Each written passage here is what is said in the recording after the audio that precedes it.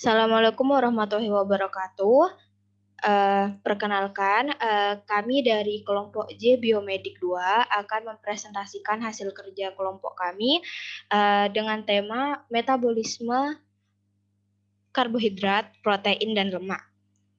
Berikut merupakan jurnal-jurnal jurnal-jurnal internasional yang kami jadikan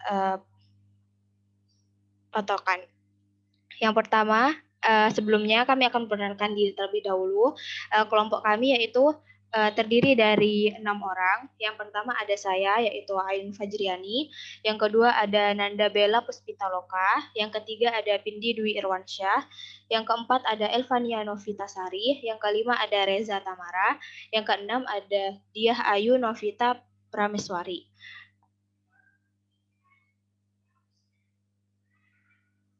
Yang pertama, anti-cancer and immunodulatory benefit of taro. Colocasia esculenta. Corms and underexploit tuber crop. Yang pertama, identitas. Identitas jurnal yang direview adalah jurnal tentang manfaat anti kanker dan imunomodulator dari talas.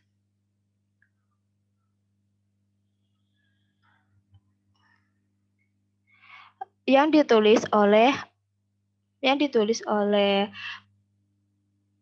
Patricia Ribeiro Pereira, Erika Bertozzi, Da Aquino Matos, Ana Carolina Nietzsche, Neizera Fernandez Korea, Mauria Afonso Ferricimo, dan Vania Margaret Flossi Faciolin.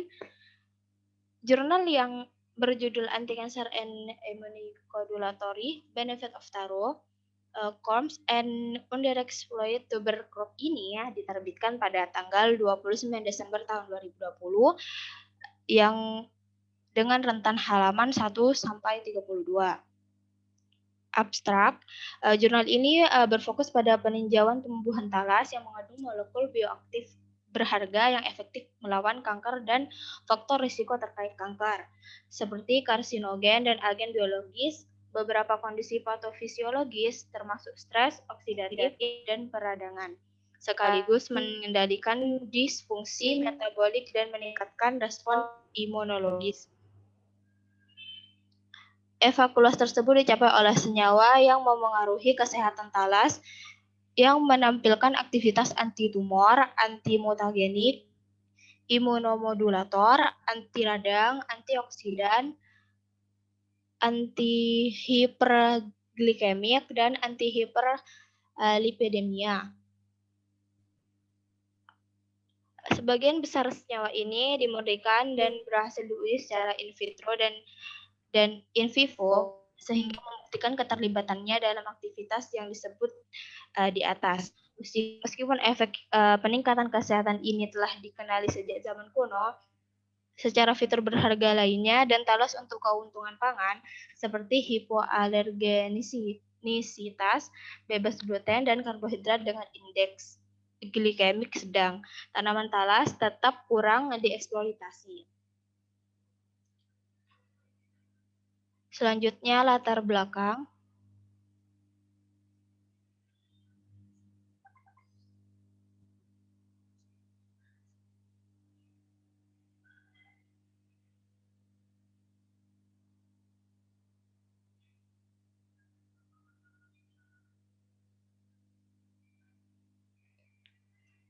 Latar belakang dari jurnal ini yaitu tanaman talas yang telah diabaikan selama bertahun-tahun sedang dinilai kembali berdasarkan teknologi yang modern untuk mengekstraksi, mengidentifikasi, memperkirakan, dan menguji sejumlah senyawa yang menunjukkan efek farmakologis dan diklaim terkandung di dalamnya. Selanjutnya ada metode.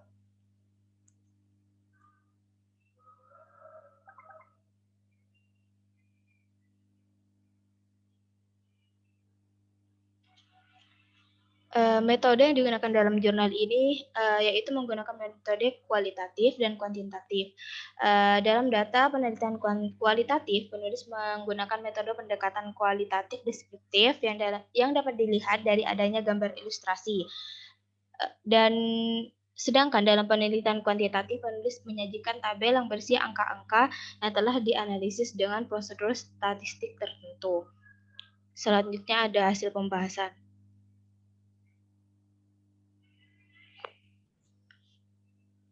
Hasil pembahasan yang pertama, antioksidan talas. Antioksidan talas dalam konsentrasi yang tepat dapat melindungi, mencegah, atau menunda oksidasi biomolekul seperti asam nukleat dan RNA, protein, dan lipid. Makanan yang diperkaya dengan antioksidan dapat berkontribusi pada pemeliharaan kesehatan, terutama penyakit yang disebabkan oleh stres oksidatif yang ditimbulkan oleh spesies reaktif oksigen atau nitrogen berlebih. Antioksidan larut lemak yang ditemukan di talas telah diidentifikasi dengan HPLC. Selain itu, beberapa asam lemak yang ada di dalam talas juga disarankan sebagai antioksidan potensial, seperti asam oktadekatrionoat dan lain-lain. Yang kedua, ada perlindungan talas terhadap agen mutagenik dan karsiogenik. Antimutasi atau antikarsinogen dapat menurunkan atau bahkan mencegah efek merusak dari agen fisik, kimia, dan biologi yang dapat menyebabkan modifikasi atau mutasi genom serta memicu proses karsinogenesis ketika mutasi terjadi pada sel somatik. Berbagai senyawa tumbuhan yang antara lain terdapat pada talas seperti molekul antioksidan yang tergolong dalam golongan polifenol maupun yang bukan. Yang ketiga, efektivitas anti-kanker, anti-inflamasi, dan imunomodulator dari ekstrak talas atau komponennya. Bioaktivitas antitumoral atau antimetastatik yang terkait dengan efektivitas imunomodulator dapat disediakan oleh kumpulan molekul yang ditemukan di talas, seperti yang sebelumnya ditunjukkan oleh uji praklinis in vivo dan in vitro.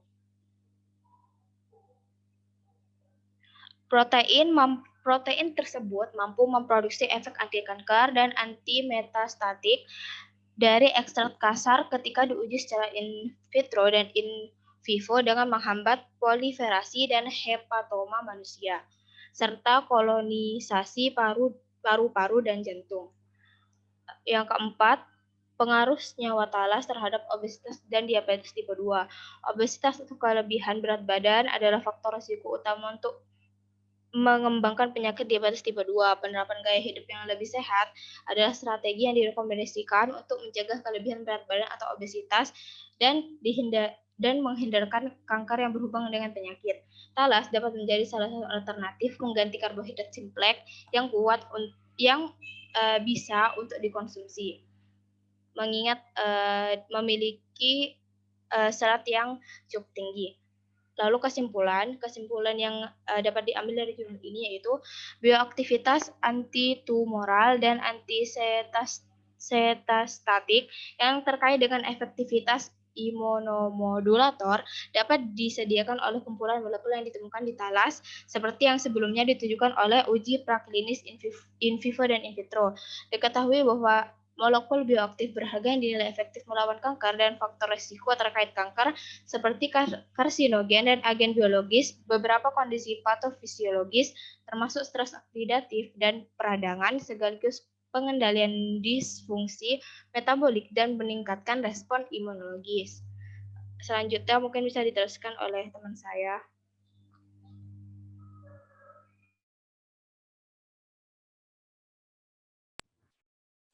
Yang kedua,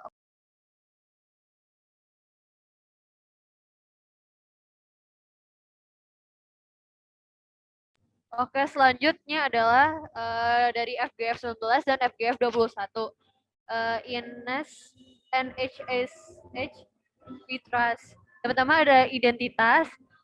Jurnal yang direview merupakan jurnal molekuler metabolisme yang ditulis oleh Saswata Talukdar dan Alexei Karitonenkov yang dengan judul FGF 19 and FGF 21 in NASH We Trust yang diterbitkan pada tahun 2020.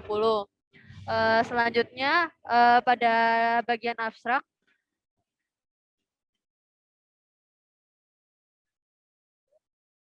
dalam jurnal ini jelaskan bahwa FGF 19 dan 21 telah menunjukkan janjinya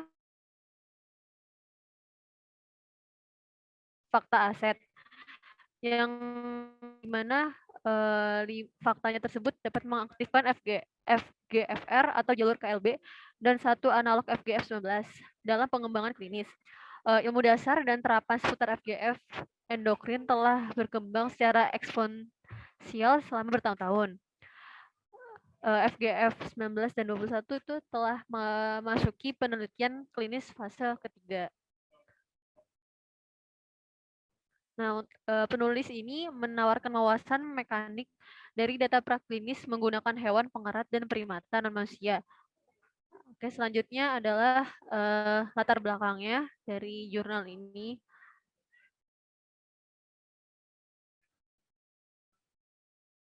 Latar belakangnya boleh diturunin.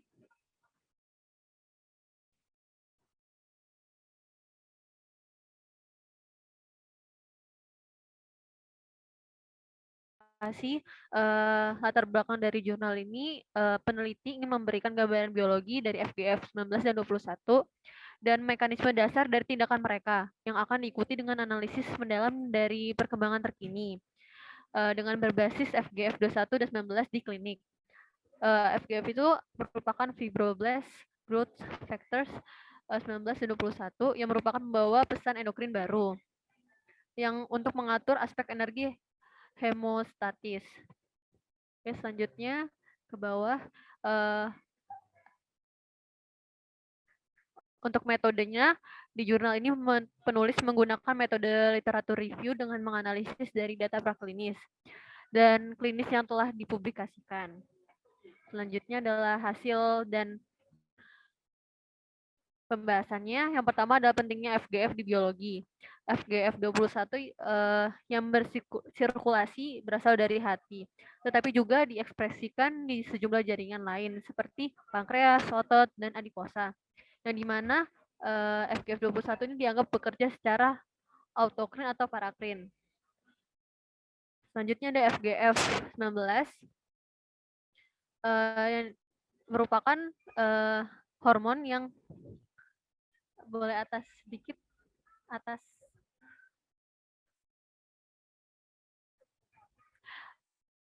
FGF 19 ini merupakan hormon yang diproduksi oleh usus dengan ekspresi tertinggi di ileum. FGF 19 meningkat dalam plasma manusia secara postprandial melalui aktivasi sumbu asam empedu untuk menekan ekskresi enzim CYP7A1 yang membatasi laju di hati.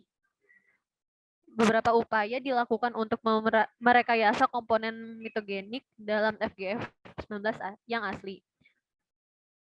Salah satunya MGM282 yang disebut juga sebagai aldaferin, yang dimana MGM282 ini merupakan agonis FGFR4 yang penuh, tetapi karena ketidakmampuannya untuk mengaktifkannya, ia tidak memiliki aktivasi untuk dipromosikan oleh tumor pada tikus.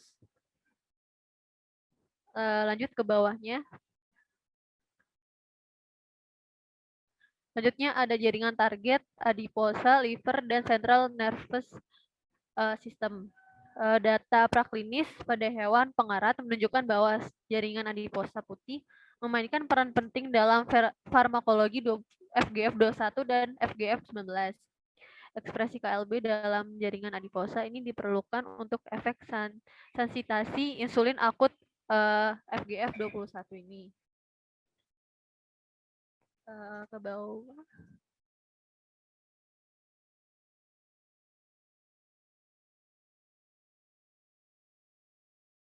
Selanjutnya adalah farmakologi di NHP, yang dimana FGF21 asli ini dapat menyebabkan penurunan yang signifikan dalam glukosa plasma puasa. Dan terus selanjutnya adalah fruktosamin, TG, insulin, dan glukagon tanpa insidensi hipoglikemia. Untuk perbaikan signifikan dalam profil lipoprotein, termasuk penurunan kolesterol lipoprotein, dan dapat juga meningkatkan kolesterol lipoprotein.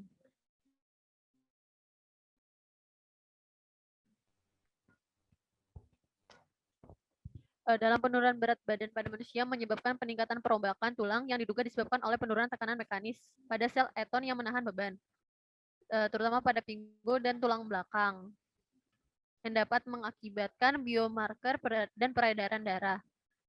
Lanjut.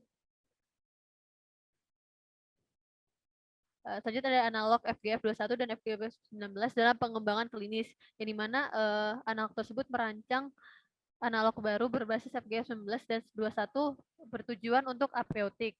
Sementara upaya awal untuk mengembangkan obat-obatan tersebut terutama difokuskan pada peningkatan hiperglikemia. Lanjut yang nomor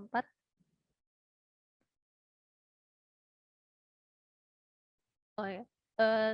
Kesimpulannya adalah pengembangan FGF19 dan 21 ini di klinik ini terkadang sulit karena kan molekul asli tidak sempurna dalam tindakan, waktu kelarutan, dan stabilitas. Upaya rekayasa protein diterapkan untuk memperbaiki kurangan farmasi. Untuk saat ini, hormon dipromosikan untuk mengobati hiperglikemia.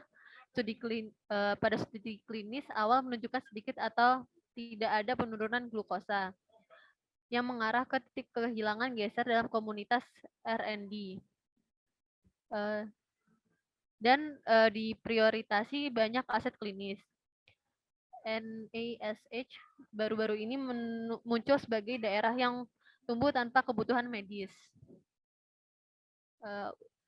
Baik, sekian. Terima kasih. Yang selanjutnya akan dilanjutkan oleh rekan saya.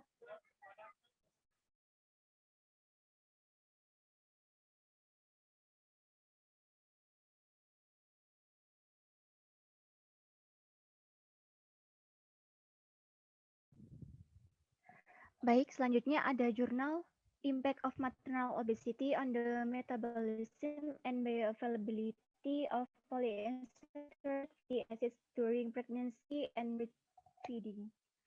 Dalam identitasnya, jurnal yang dirilis adalah jurnal tentang dampak obesitas pada ibu hamil dan menyusui yang ditulis oleh Daniela Alvarez, Yasna Munoz, Macarena Ortiz, Manuel Malecu, Rafael Cognat-Watkins, dan Rodrigo Valenzuela.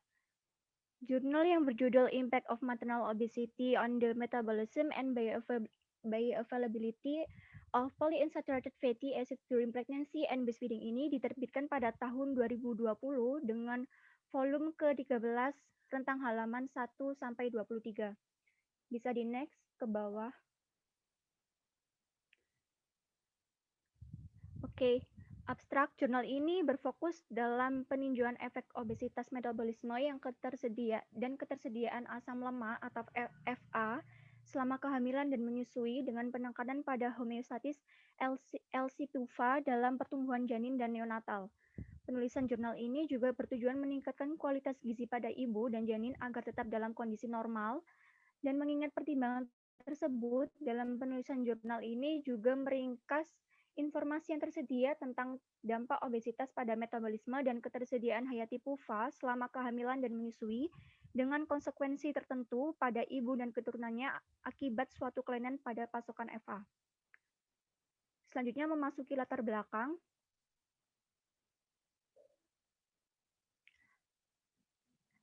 Pada asam lemak atau FA dapat diklasifikasikan sebagai jenuh atau SFA, tak jenuh tunggal atau MUFA, atau tak jenuh ganda atau PUFA, dan asam lemak FA ini berperan dalam pertambahan massa lemak, regulasi jalur metabolisme, dan perkembangan visual dan otak. Ketidakseimbangan asupan FA yaitu konsumsi N6 PUFA yang berlebihan dan konsumsi N3 PUFA yang rendah, dapat menyebabkan terjadinya obesitas pada ibu hamil, ibu menyusui, dan ibu dengan kenaikan berat badan kehamilan yang berlebihan atau GWG sering dikaitkan dengan perubahan profil asam lemak yang bersirkulasi yang dapat menyebabkan pada perubahan plasenta, lingkungan, lipostotik, keadaan proinflamasi, dan peningkatan stres oksidatif. Selanjutnya pada bagian metode. Dalam jurnal ini, penulis menggunakan metode kualitatif dan kuantitatif. Dalam kata penelitian kualitatif, penulis menggunakan metode pendekatan kualitatif deskriptif yang dapat dilihat dari adanya gambar ilustrasi dan gambar yang berisi tanda atau simbol tertentu yang diberikan keterangan terkait yang ada dalam gambar tersebut. Sedangkan dalam penelitian kuantitatif, penulis menyajikan tabel yang berisi angka-angka yang telah dianalisis dengan prosedur-prosedur statistik tertentu. Selanjutnya ada hasil dan pembahasan. Yang pertama, ada obesitas ibu dan konsekuensinya pada keturunannya. Obesitas pada ibu sebelum hamil semakin diperburuk dengan berat badan kehamilan yang berlebihan atau GWG. GWG ini merupakan faktor penentu mengenai resiko keturunan mengalami gangguan metabolisme. Dan pengamatan dari Generation R Study menunjukkan bahwa semakin tinggi kenaikan berat badan pada awal kehamilan, tetapi tidak pada pertengahan atau akhir kehamilan dapat dikaitkan dengan peningkatan resiko kelebihan berat badan pada anak dan terjadinya faktor kardiovaskular, perkembangan saraf yang buruk, gangguan spektrum autis, keterlambatan perkembangan, masalah perilaku emosional, dan diperparah dengan adanya hipoglikemia, neonatal, sindrom, gangguan pernafasan, dan ikterus neonatal yang berbeda-beda antara laki-laki dan perempuan. Kemudian yang nomor 2, ada pengaruh obesitas pada metabolisme FA selama kehamilan. Asam lemak selama kehamilan, jumlah penting FA, terutama LC-PUFA, berasal dari diet dan metabolisme ibu. Tingginya trialglycerol, serum lipoprotein desintas sangat rendah atau FLDL, dan asam lemak non-eksterifikasi atau NEFA dapat meningkatkan ketersediaan hayati FA untuk ditransfer ke janin. Kemudian yang poin B ada transportasi asam lemak plasenta. Plasenta bertanggung jawab atas transfer oksigen, ibu, janin, karbon dioksida, air, dan semua nutrisi yang diperlukan untuk perkembangan janin. Di dalam plasenta ini, FA digunakan untuk pertumbuhan dan perkembangannya atau dimobilisasi ke janin terutama selama pertengahan dan akhir kehamilan. Kemudian plasenta dapat mengambil dan memindahkan NEFA melintasi membran melalui mekanisme flip-flop atau dengan bantuan protein pengikat dan transporter. Selanjutnya pada poin ketiga, dampak obesitas ibu terhadap metabolisme PUFA dan perkembangan janin. Obesitas ibu mengubah struktur dan fungsi plasenta, menyebabkan modifikasi kation di PUFA dikirim ke janin, menghasilkan perubahan perkembangan janin dan dapat menyebabkan gangguan metabolisme dalam berbagai organ. Sekali FA ditransfer ke sirkulasi janin, mereka dimobilisasi untuk mengikat jaringan alfa-fetoprotein. PUFA merupakan pusat perkembangan otak janin pada ibu obesitas. Ketidakseimbangan PUFA esensial pada tahap awal kehamilan dapat mengubah perkembangan jaringan adiposa janin dan mendukung metabolisme lipid yang abnormal. Selanjutnya pada poin keempat, ada dampak obesitas ibu terhadap metabolisme PUFA selama menyusui dan perkembangan neonatal. Komposisi ASI dapat dipengaruhi oleh usia ibu, berat badan, pola makan, dan kondisi kesehatan. Selain itu, hal itu bervariasi sepanjang periode menyusui. Pertama, susu spon ke kolostrum diproduksi sampai hari ke-5 laktasi, kemudian susu transisi sampai hari ke-14, dan akhirnya air susu matang. Kolostrum ditandai dengan kandungan tinggi protein dan faktor imunologi, dan air susu ini kaya akan N6 dan N3 PUFA, khususnya LA dan ALA yang merupakan sumber awal LC PUFA untuk bayi yang baru lahir yang disusui. Selanjutnya pada poin kesimpulan, obesitas ibu dan GWG yang berlebihan sangat mempengaruhi perubahan profil FA pada sirkulasi ibu dan janin selama kehamilan, komposisi ASI, dan selama menyusui. Selain itu, status proinflamasi yang disebabkan oleh obesitas dapat mengubah pengangkutan FA pada plasenta yang mengakibatkan ketidakseimbangan dalam pengangkutan nutrisi, termasuk FA. Selain itu, pola makan ibu serta modifikasi hormonal dan metabolisme mempengaruhi proses menyusui dan komposisi ASI. Secara umum, obesitas menyebabkan modifikasi tingkat PUFA di ASI dan sirkulasi janin dengan N3 PUFA yang lebih rendah dan lebih tinggi N6 PUFA yang menghasilkan rasio N6 ke N3 yang tinggi. Pola nutrisi awal pada janin dan neonatus dapat mempengaruhi adipositas. Selain itu, resiko gangguan perkembangan metabolisme, perilaku, dan permasalahan ini dapat bertahan sepanjang hidup anak-anak. Oke, selanjutnya akan dilanjutkan oleh teman saya.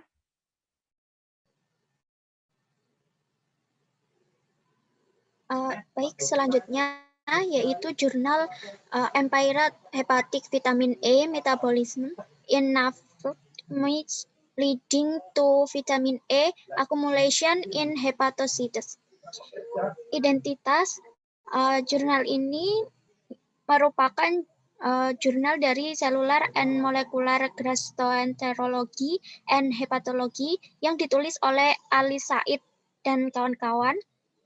Jurnal yang berjudul Empiric Hepatic Vitamin A Metabolism in NAFLD leading to vitamin A accumulation in hepatocytes ini diterbitkan pada 2021 dengan volume ke-11 dengan rentan halaman 309 sampai 325.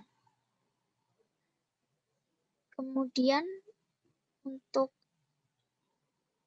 abstrak, dalam artikel ini diperlihatkan mengenai metabolisme vitamin A pada hati NAFLD melalui analisis pada tikus NAFLD yang diberi diet tinggi lemak dan kolesterol tinggi, serta tikus NAFLD leptin mutan OB-OB.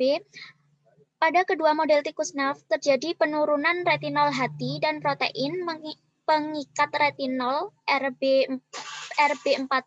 RBP4, sedangkan tingkat retinil palmitate hati bentuk penyimpanan vitamin A meningkat secara signifikan. Jadi dari analisis sampel tersebut terlihat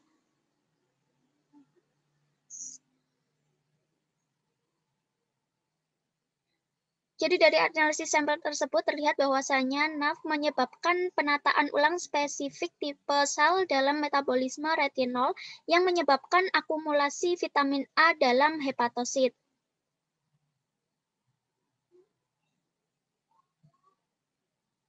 Kemudian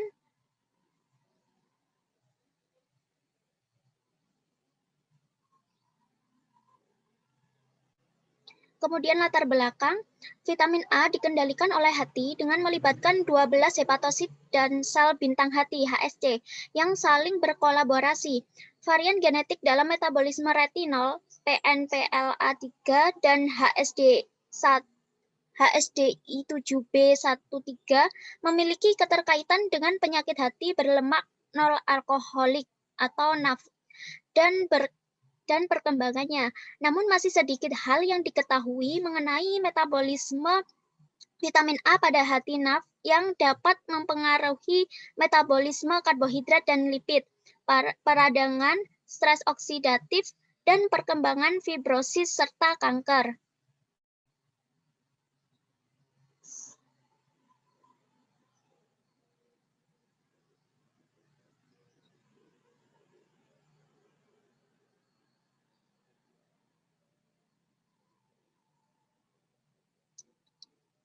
Kemudian metode yang digunakan dalam jurnal ini, penulis menggunakan metode kualitatif dan kuantitatif. Metode kualitatif terlihat dengan dilakukannya analisis dengan 2 tikus NAFLD sebagai sampel. Tikus pertama adalah tikus NAFLD yang diberi diet tinggi lemak dan kolesterol tinggi, HFC. Sedangkan tikus yang kedua adalah tikus NAFLD leptin mutan OB-OB. Hasil analisis kemudian diuraikan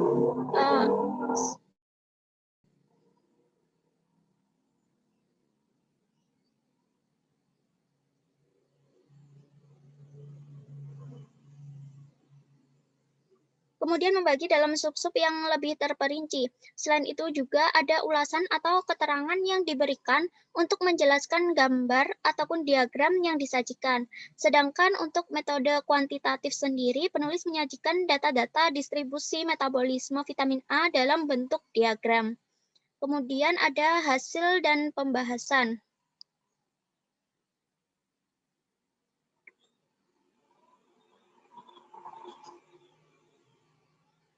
Untuk yang pertama, dia tinggi lemak, kolesterol tinggi, meningkatkan berat badan, dan kandungan lemak hati. Pada tikus NAF yang diberi diet tinggi lemak dan kolesterol HFC, terjadi peningkatan berat badan dan hati, total plasma dan kolesterol bebas, serta tingkat insulin yang signifikan.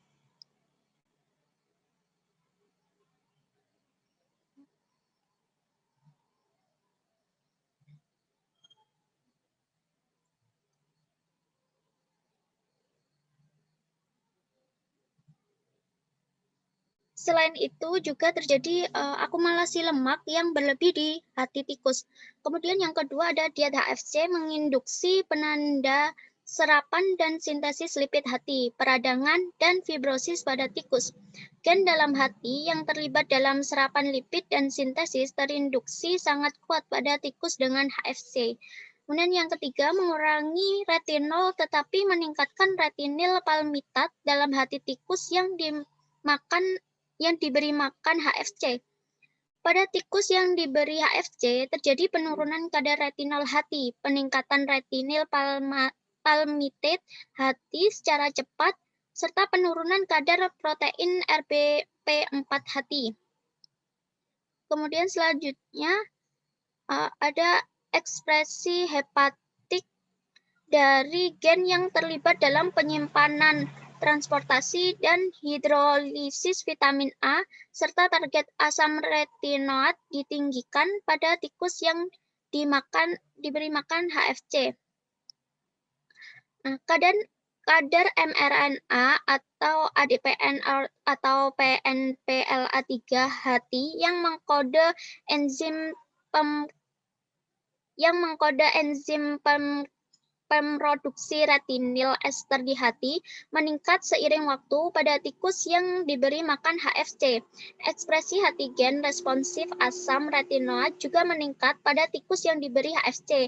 Hal-hal tersebut membuktikan bahwa diet HFC menyebabkan keadaan hiperdinamik metabolisme retinol. Kemudian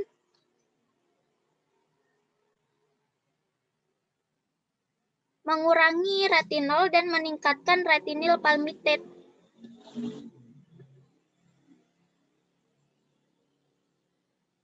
Kemudian mengurangi retinol dan meningkatkan retinil palmitate dalam hati tikus OB-OB. Pada tikus OB-OB, kadar retinolpatik menurun, sedangkan retinil palmitate sangat ditingkatkan. Selain itu, kadar retinol plasma dan RBP4 secara signifikan lebih tinggi, sehingga kadar protein RBP4 hati juga berkurang. Lalu ekspresi hepatik dari gen-gen yang terlibat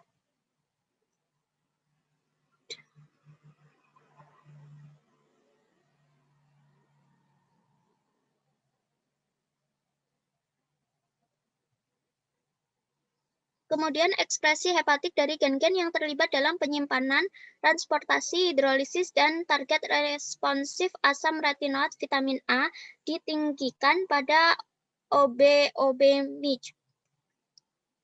Mirip dengan tikus yang diberi makan HFC, ekspresi hati LRAT dan DIGAT1 meningkat secara signifikan pada tikus OB-OB. PNPLA3 sangat meningkat pada tikus OB-OB.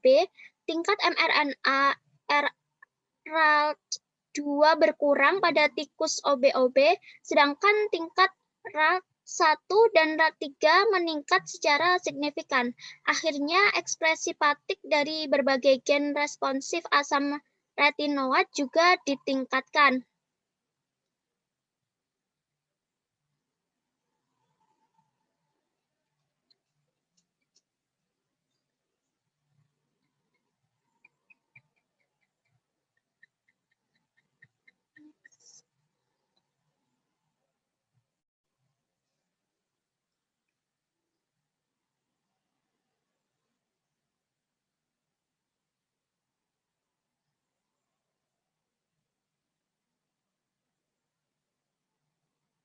Kemudian ada kesimpulan, penyakit hati berlemak non-alkohol (NAF) adalah penyakit hati yang umum. NAF menyebabkan penataan ulang spesifik tipe sel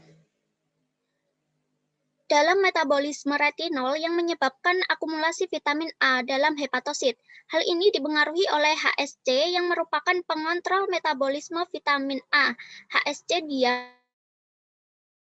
mengandung cadangan vitamin A, lipid, sitoplasma besar, konversi terkontrol menjadi retinol dalam IHSC dipercaya untuk mempertahankan kadar retinol serum yang stabil dalam sirkulasi sekitar 2,0 milimol per liter pada manusia.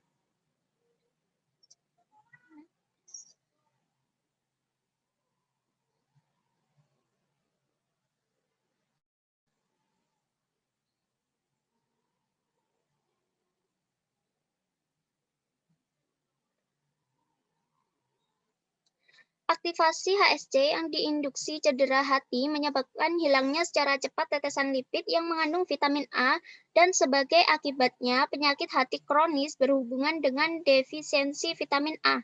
Kekurangan vitamin A didefinisikan sebagai kadar retinol serum di bawah 0,7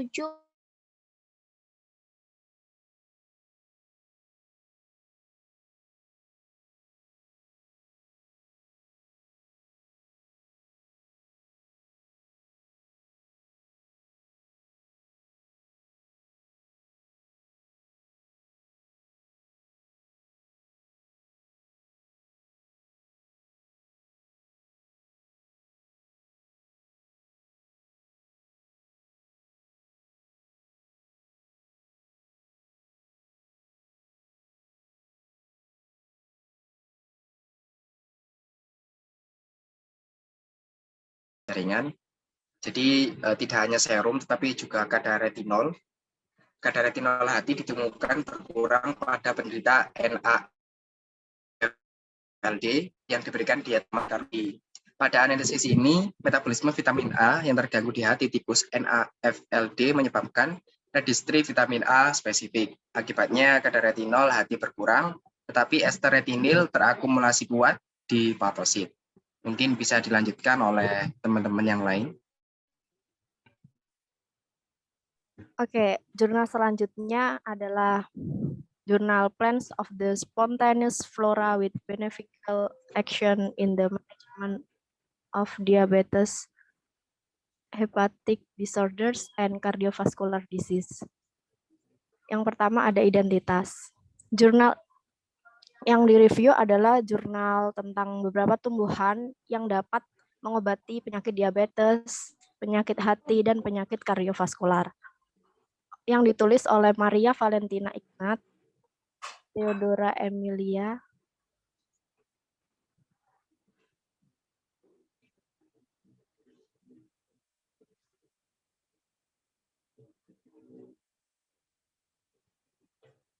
Emilia, Koldea, Liana Claudia Salanta, dan Elena Mudura. Jurnal yang berjudul Plans of the Spontaneous Flora with Beneficial Action in the Management of Diabetes, Hepatic Disorders, and Cardiovascular Disease ini diterbitkan pada 2021 dengan rentang halaman 1 sampai 35.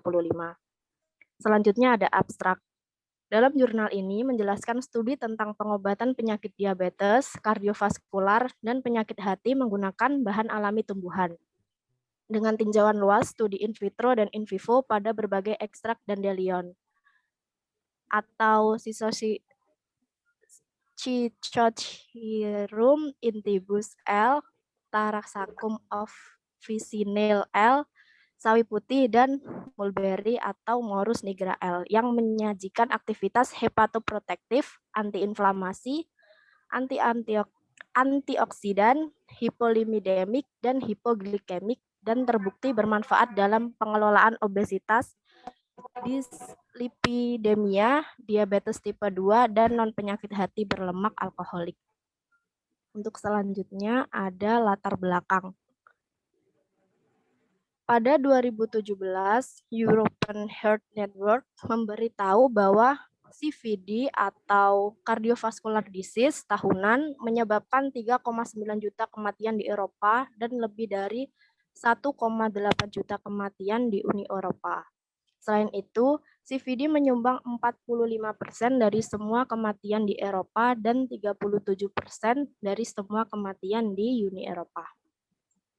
Dari semua faktor risiko perilaku, tampaknya faktor makanan memberikan dampak terkuat terkait risiko kematian akibat CVD dan tahun hidup yang disesuaikan dengan kecacatan CVD pada tingkat populasi di seluruh Eropa dan dunia. Diabetes mellitus tipe 2 atau DMT2 dan obesitas diketahui sebagai faktor pemicu berkembangnya penyakit hati berlemak non-alkoholik atau NAFLD. Hubungan antara T2DM dan NAFLD telah dikaitkan dengan resistensi insulin yang menyebabkan luapan lemak hati. Selain itu, NAFLD meningkatkan angka kematian terkait dengan penyakit kardiovaskular atau CVD. Proses neoplastik dan gagal hati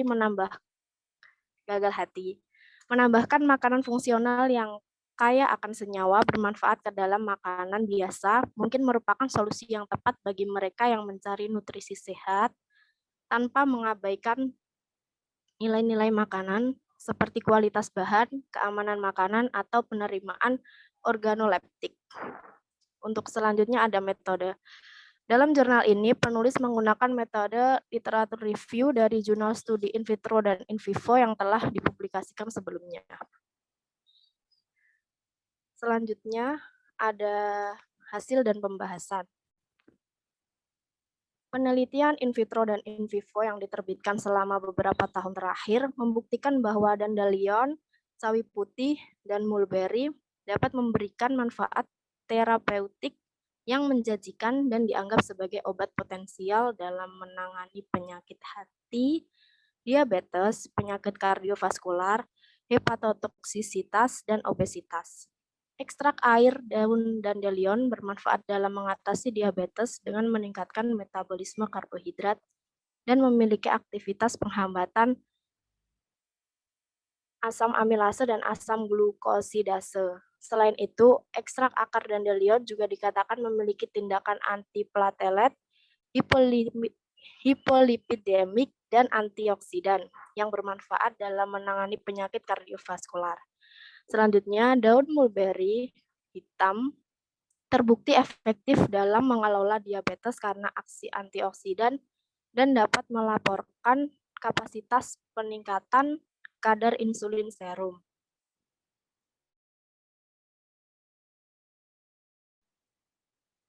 Pada penyakit kardiovaskular dan gangguan terkait. Buah mulberry putih dan hitam memiliki antosianin yang sudah terbukti dalam pencegahan penyakit kardiovaskular.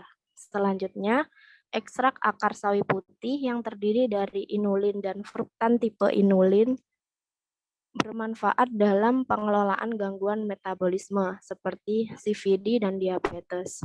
Beberapa penelitian yang dilakukan pada ekstrak daun sawi putih menunjukkan bahwa daun sawi putih efisien dalam mengelola diabetes karena kemampuannya untuk meningkatkan metabolisme glukosa dan kadar insulin serum. Selanjutnya ada kesimpulan.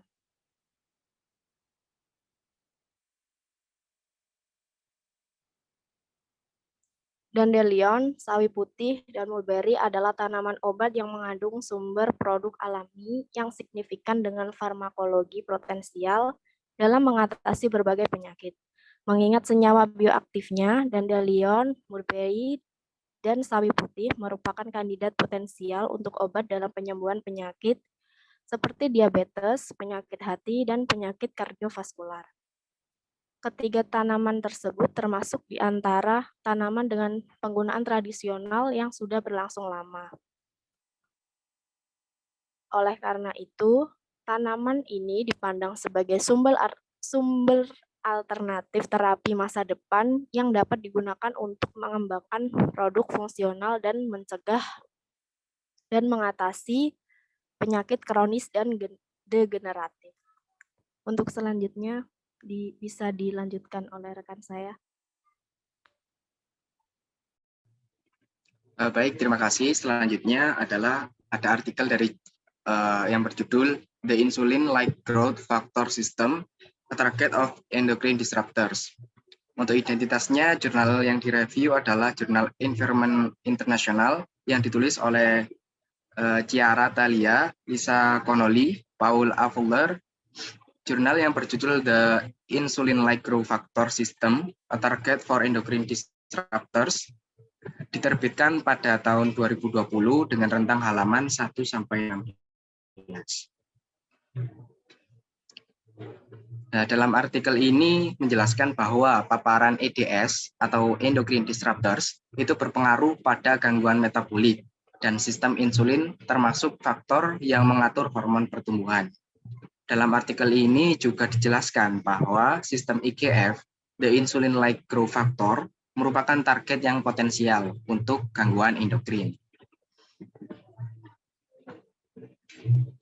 Untuk latar belakangnya, adanya penelitian bahwa paparan EDS atau endocrine disruptors menyebabkan BBLR, ukuran antropometri yang berubah, dan kecar tumbuh yang cepat selama masa kanak-kanak.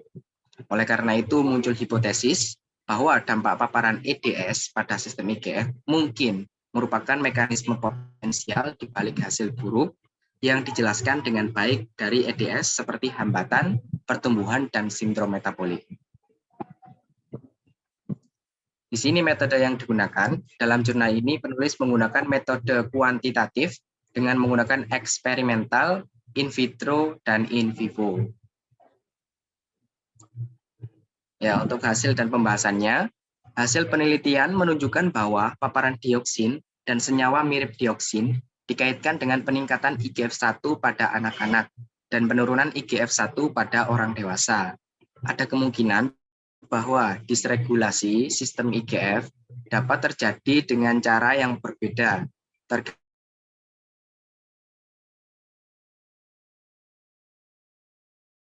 wajanan panjang umur, memuncak di sekitar pubertas, dan kemudian menurun seiring bertambahnya usia selama masa dewasa. Faktor ini mungkin menjelaskan arah yang terkadang berbeda dari temuan dalam studi epidemiologi, serta perbedaan tergantung pada tahap kehidupan, model eksperimental yang digunakan. Jenis kelamin juga merupakan variabel penting untuk dipertimbangkan. Analisis bertingkat jenis kelamin dari studi epidemiologi melaporkan bahwa efek lebih menonjol pada perempuan. Sayangnya, di sebagian besar penelitian pada hewan, seks tidak dipertimbangkan, atau penelitian dilakukan pada satu penelitian seks saja. Pola sekresi GH atau growth hormone tergantung pada jenis kelamin, dan hal ini pada gilirannya mengatur fungsi hati yang dimorfik secara seksual secara berbeda pada model hewan pengerat. Misalnya, inaktivasi spesifik hati IGF-1 mempermalukan fungsi hati yang diatur GH. Akhirnya, pada manusia terdapat indikasi regulasi seksual dimorfik, sekresi GH, dan interaksi antara steroid seks dan IGF-1 dalam regulasi sekresi GH. Poin penting tambahan adalah bahwa kelas EDS yang berbeda dapat mengganggu sistem IGF dengan cara yang berbeda. Oleh karena itu, efek campuran kompleks harus dipertimbangkan atau diperhitungkan.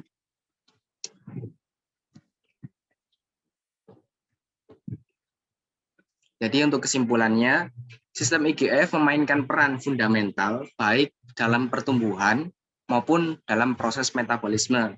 Meskipun banyak penelitian telah menunjukkan bahwa EDS dapat mengganggu persinyalan IGF, temuannya beragam, terutama dalam penelitian pada manusia. Oleh karena itu, terbukti bahwa penelitian masih diperlukan untuk mengisi kesenjangan penelitian dan meningkatkan reproduktivitas hasil dan kekurangannya. Penelitian hewan tambahan diperlukan untuk memperluas pengetahuan kita mengenai EDS yang dapat mengganggu sistem IGF. Dalam hal perubahan sistem secara keseluruhan dan menyelidiki efek campuran kompleks. Selain itu, studi epidemiologi yang dirancang lebih baik diperlukan untuk mengklarifikasi dampaknya pada kesehatan manusia. Studi yang lebih besar dengan penentuan kelas EDS yang lebih banyak secara simultan akan menguntungkan. Selain itu, mengingat pentingnya persinyalan IGF dalam mengatur pembangunan, bidang investigasi di masa depan harus lebih fokus pada efek paparan prenatal terhadap AIDS, terutama pada manusia.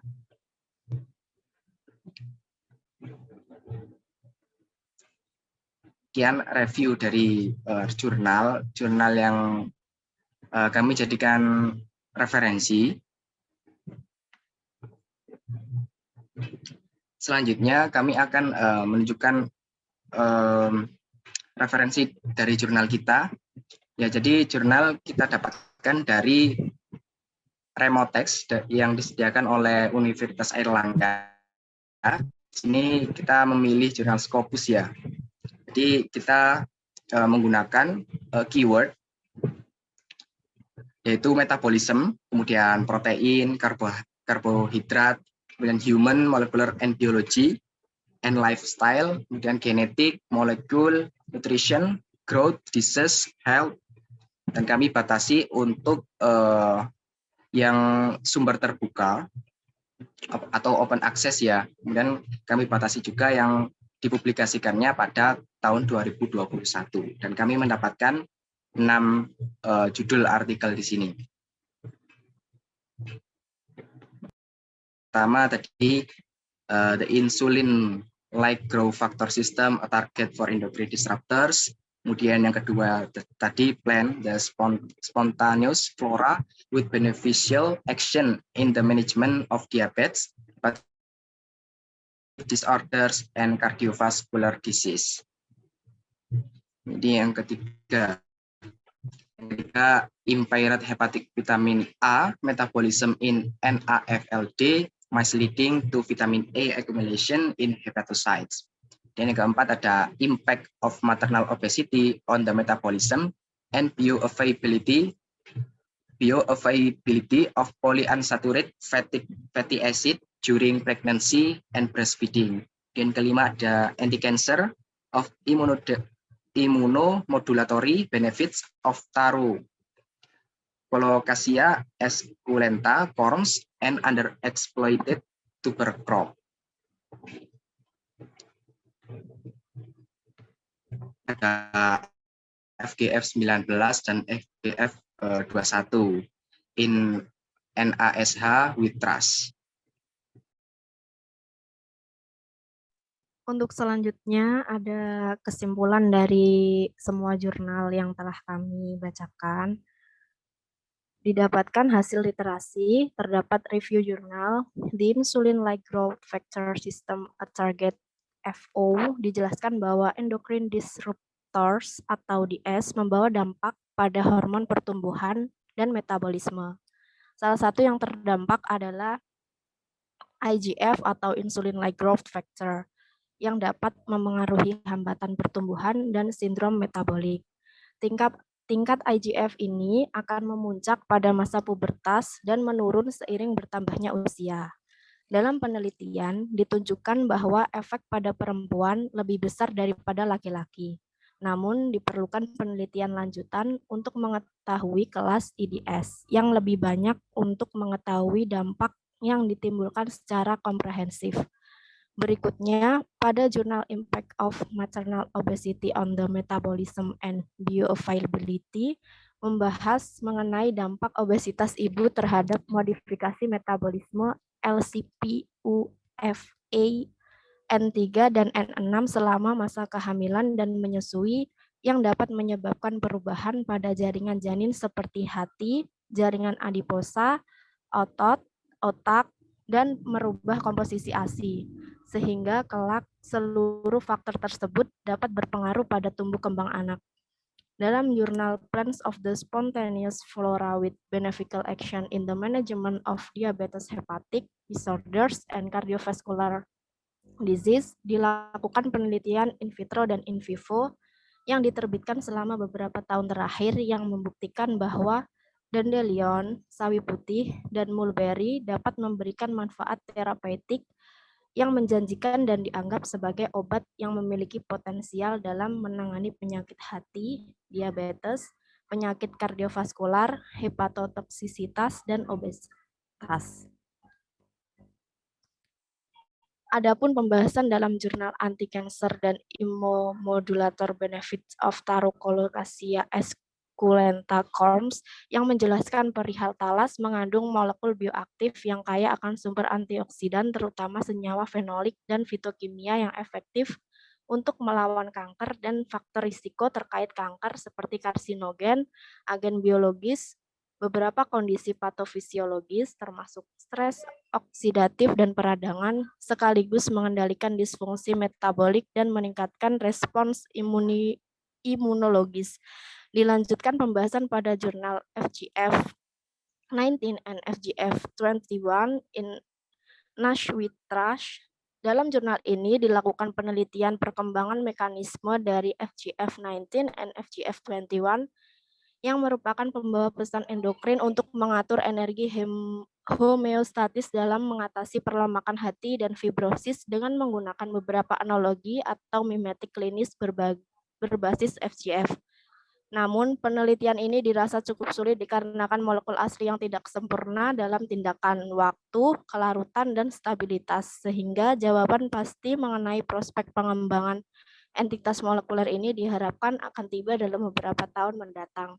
Kemudian pada jurnal terakhir yang berjudul Impaired Hepatic Vitamin A Metabolism in NAFLD Misleading to Vitamin A Accumulation in Hepatocytes yang menyebutkan bahwa penyakit hati berlemak non alkohol atau NAFLD menyebabkan penataan ulang spesifik tipe sel dalam metabolisme retinol yang menyebabkan akumulasi vitamin A dalam hepatosit yang dipengaruhi oleh HSC yang merupakan pengontrol metabolisme vitamin A.